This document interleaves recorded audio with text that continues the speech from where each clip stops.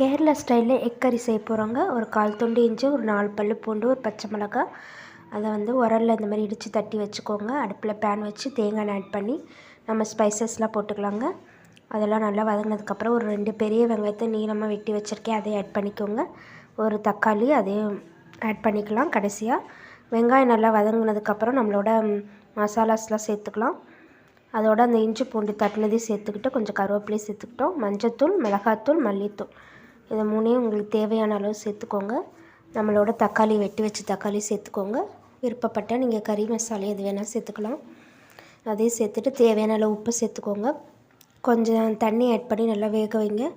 அந்த வெங்காயம் தக்காளி நல்லா வெந்து சாஃப்டாகி வருங்க. அதோட மிளகுத்தூள் ஆட் பண்ணிக்கிறேன். வெட்டி வச்ச எக்கை இந்த மாதிரி சேர்த்துக்கிறேங்க. நல்லா ஸ்பைஸியாக வந்துடுங்க. ஃபைனல் டச்சப்பு கொத்தமல்லி தூவி இறக்குனீங்கன்னா சூப்பரான நம்மளோட கேரளத்து எக் கறி ரெடி ஆயிருங்க.